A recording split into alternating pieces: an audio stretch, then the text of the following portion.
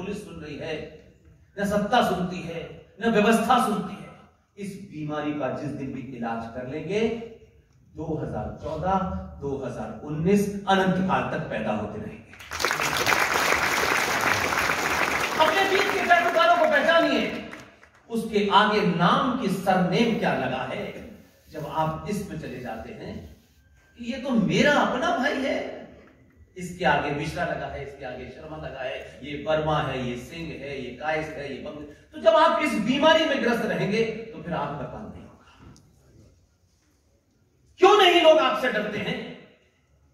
सत्ता में बैठने वालों को क्यों नहीं डर लगता है कि 95 करोड़ सनातनी अगर नाराज हो गया तो हमारी गद्दी शाम तक महफूज नहीं रहेगी?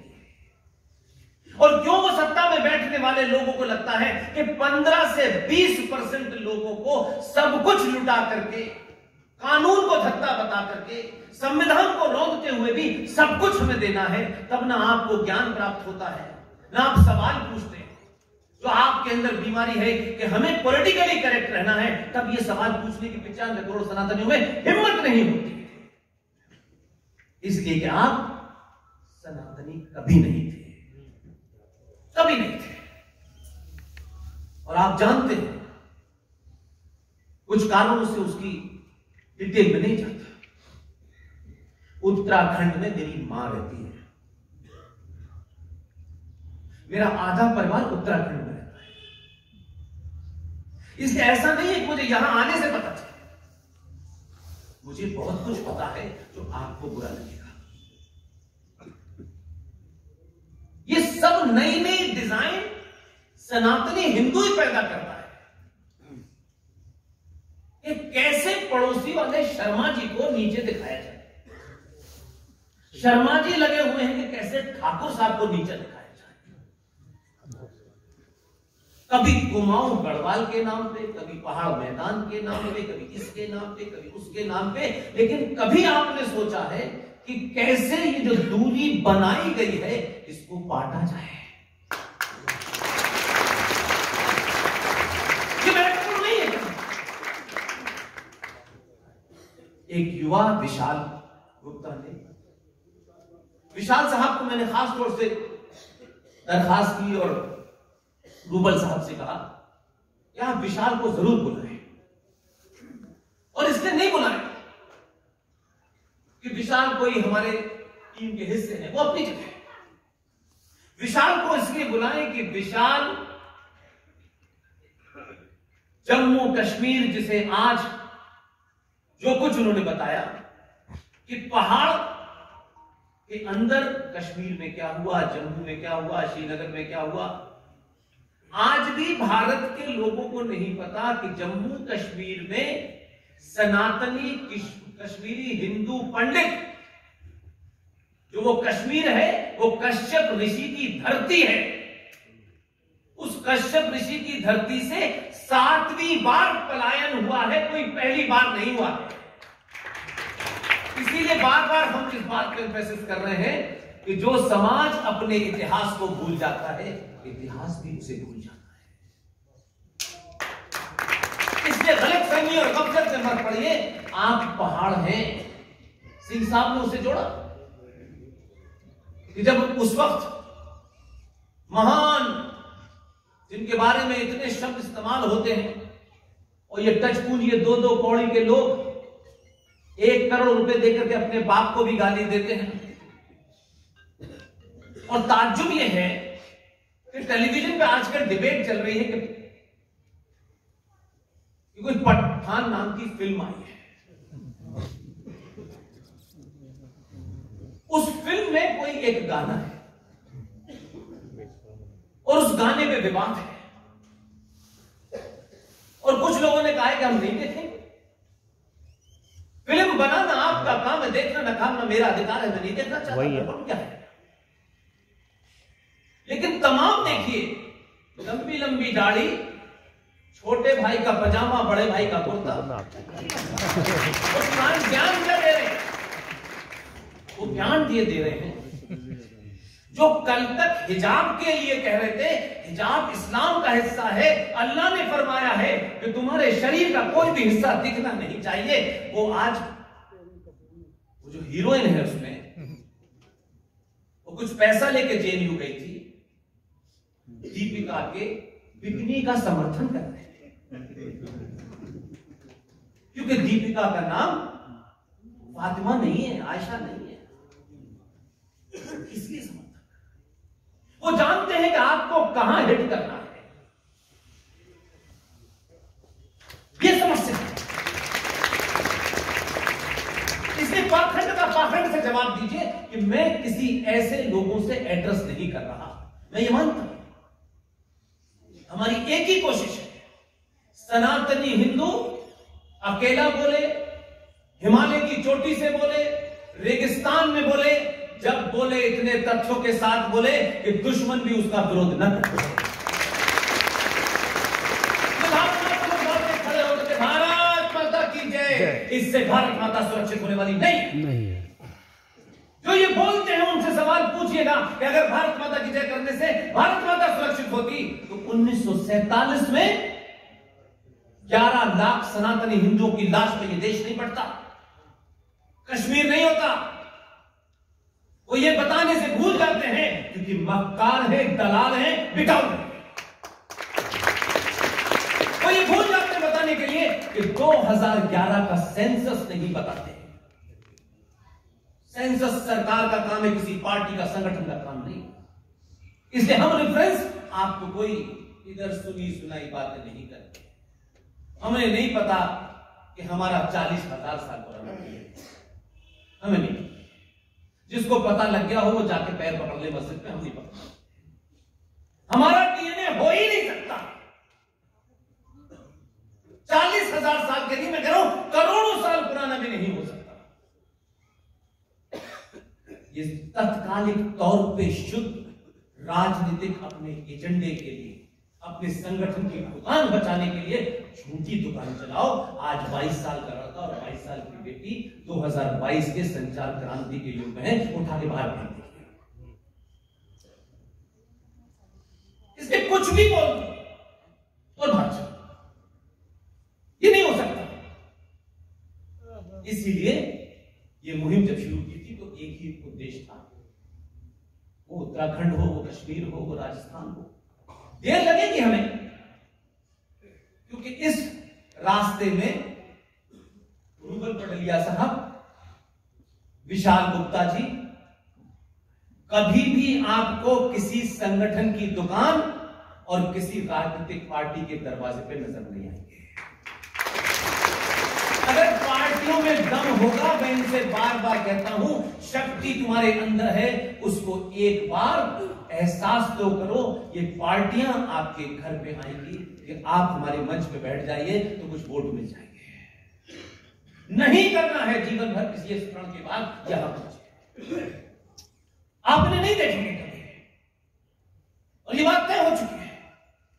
और मैं मानता हूं कि जिस तरीके का इनके मेरे प्रति, आरएसएस के प्रति आदर है, हम नहीं भी रहेंगे तब भी आपको यही मिलेंगे, क्योंकि ये सीट परमानेंट है।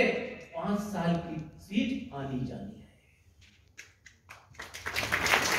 इसे किसके पीछे भाग रहे हो?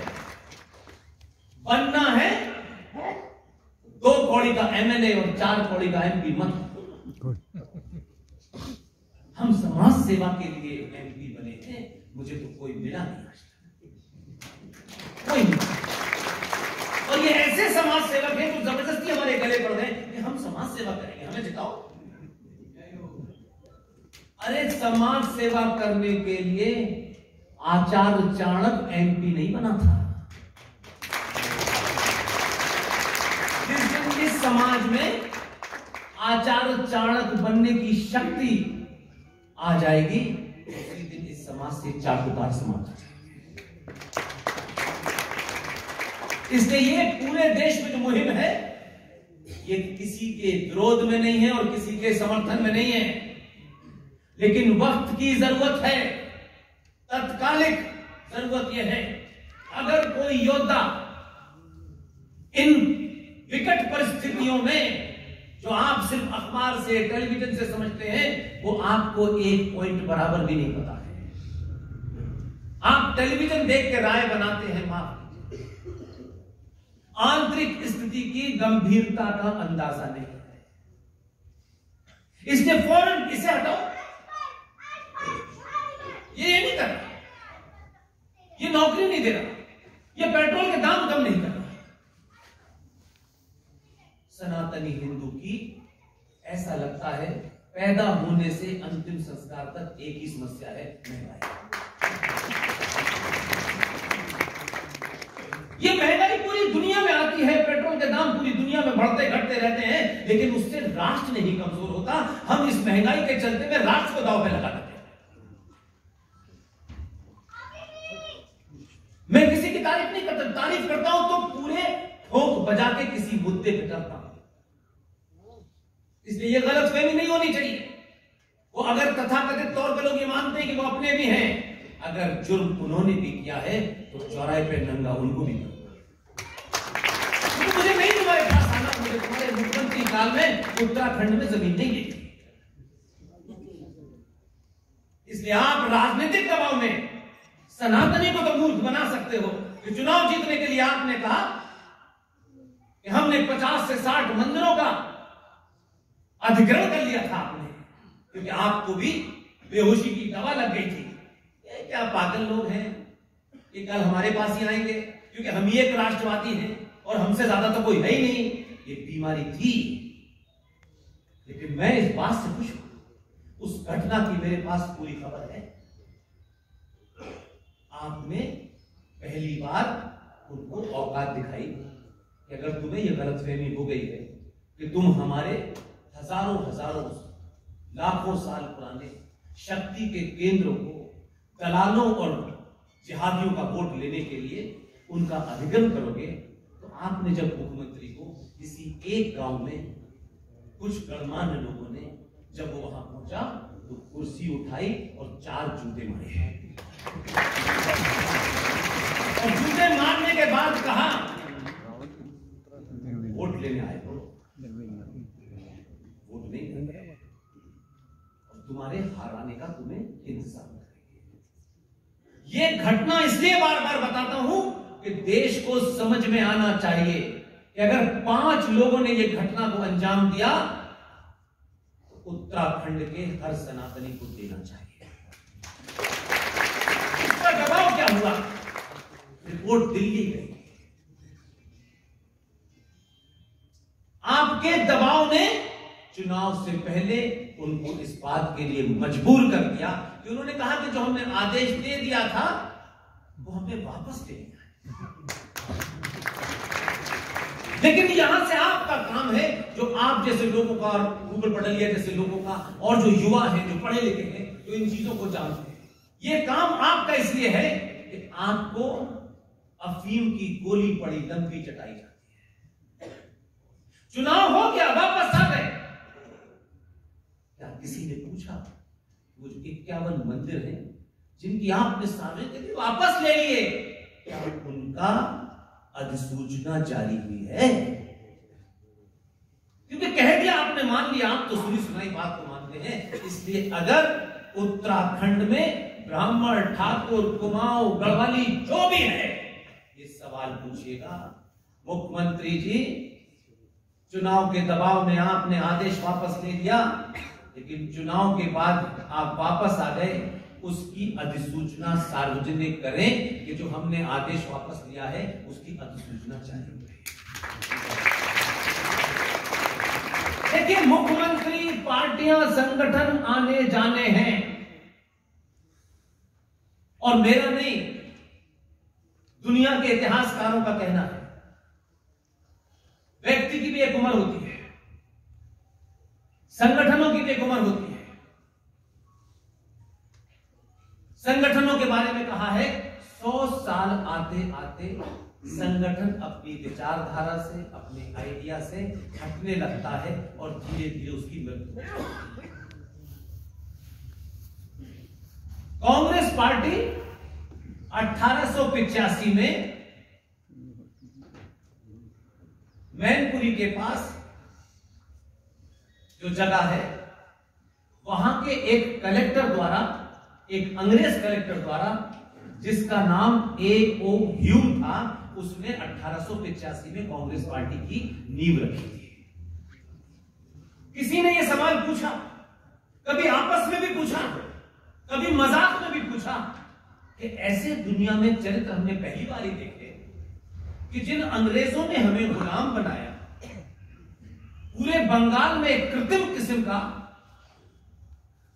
फैमिन क्रिएट कर दिया, और क्योंकि पूरा गेहूं भूखे नंगे अंग्रेजों को भेजना था, तो बंगाल के अंदर एक आर्टिफिशियल फैमिन क्रिएट करके यहां पे गेहूं भेज दिया और हजारों लोग मर गए।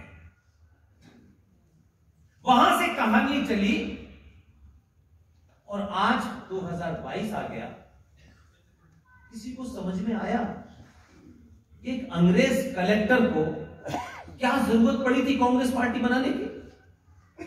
ये पहला देख रहे हैं कि हमने तुम्हें गुलाम बनाया, अब चलो तुम्हें आजाद करने के लिए हम एक पार्टी बनाते हैं। तो ये सुना आपने आज, लेकिन हम महामूर्खों के मूर्ख हैं। कांग्रेस पार्टी ने स्वतंत्रता का आंदोलन लड़ा, तो कांग्रेस के अलावा तो नाम था ना कांग्रेस, कोई पार्टी थोड़ी नहीं थी कोई। और आप देखिए कि A.O. ह्यूम द्वारा बनाई गई पार्टी अपना आखिरी चुनाव इंदिरा गांधी की हत्या से उपजी उस संवेदना पे आखिरी चुनाव जीतती है 1985 में। 100 साल पूरे हो गए।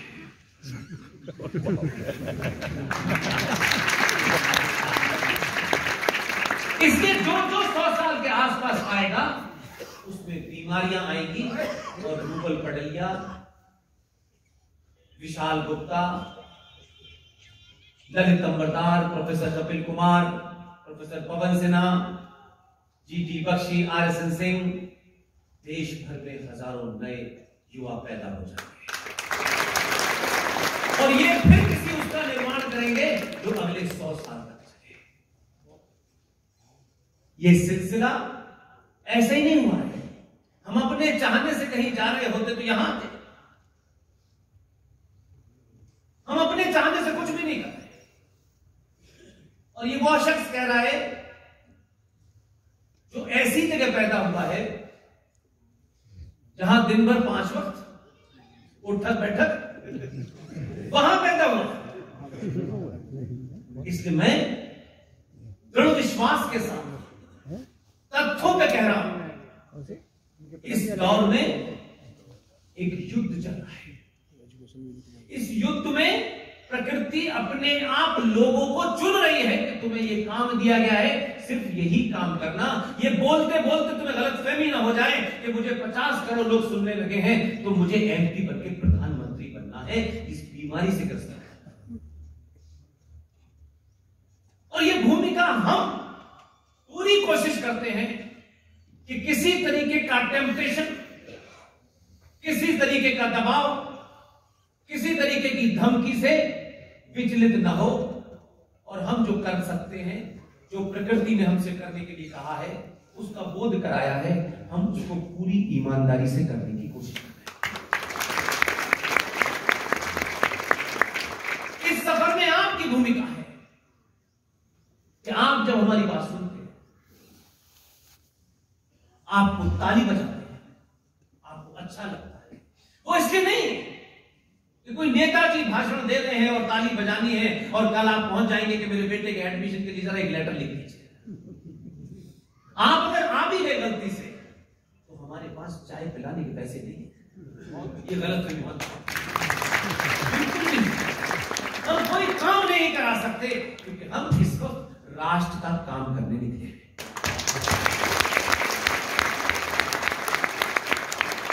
बहुत सारे इश्यूज हैं। मुझे बड़ी खुशी है कि आज इतनी बड़ी तादाद में, इतने गणमान्य लोगों को रूबल पटलिया ने पिछले 1 महीने से कोशिश करके यहां इकट्ठा किया, और मैं उन लोगों का भी धन्यवाद करना चाहता हूं। यह आयोजन सिर्फ कुर्सी और मेज का नहीं है। रूबल पटलिया कोई बहुत बड़े धनाढ़ धनी आदमी का बेटा नहीं है, एक सामान्य परिवार का बेटा है। उसके घर की तकलीफें, मेरे घर की तकलीफें, आपके घर की तकलीफें सब एक ही सी है। इस लड़के पे, मेरे भाई के ऊपर आपके बीच के कुछ लोगों ने इतना विश्वास किया। अगर ये कहते कि साहब आर सिंह साहब, पुष्पेंद्र साहब आ रहे हैं, तो कुछ से हमें क्या मिलने वाला है? मैं उन लोगों की भी तारीफ करना चाहता हूं जिनके बारे में मुझे बताया गया है कि वो चाहते हैं कि उनका मंच से नाम न लिया जाए। वो यहां बैठे हुए हैं, ये उनकी इच्छा है, ये उनका चरित्र है।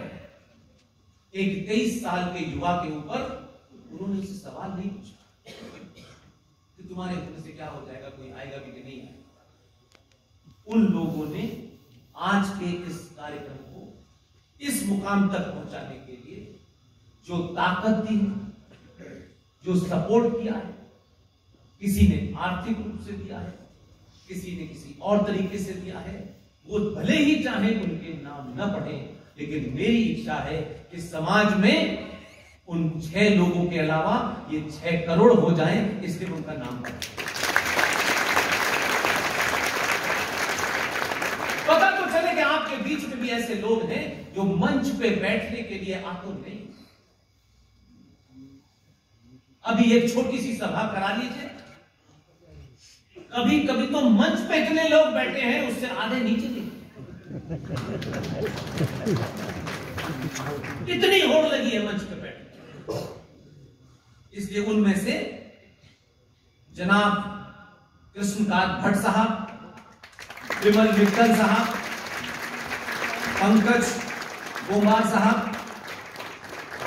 सौरभ भंडारी साहब, राहुल भाई, नवीन अत्री, मुकेश गुप्ता,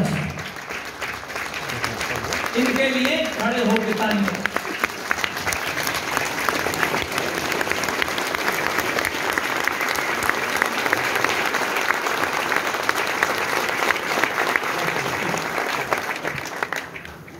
देखिए मैं ये क्यों कर रहा हूं, मेरा इसमें बड़ा सेल्फ इंटरेस्ट है।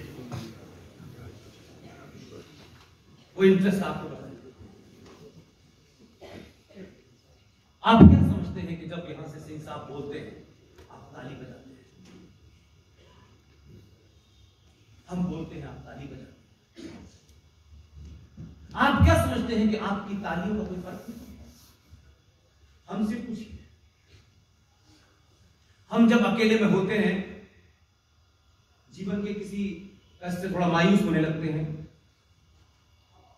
जीवन की कुछ दुश्वारियों से लड़ने में थोड़ी सी तकलीफ होती है, तब हल्द्वानी से लेकर के पालनपुर और पालनपुर से लेकर सूरत और सूरत से लेकर राजकोट में 25-25 हजार लोग जब रात में सुनते हैं तो उनकी तालियों के बारे में सोचो। ये ध्यान रखिएगा, ये सभा में ताली बजाना जो है ना, ये अच्छा तो लगता है, लेकिन यही तालियां हम जैसे लोगों के पैर फिसलने से रोकती हैं। ये तालियां हमारे पैरों को जकड़ देती हैं कि थकने के बाद भी बैठना मत, क्योंकि ताली इतनी बजाई है, ये लोग फिर ताली किसके लिए बजाएंगे? इसलिए आप और मैं खास तौर से उनके नाम को मैं नहीं लूंगा, क्योंकि मैं मानता हूं कि वो सच्चे सनातनी हैं, सरकार की वर्दी में हैं। मुझे यहां आने से पहले, आने के बाद बताया गया कि हल्द्वानी का एक भी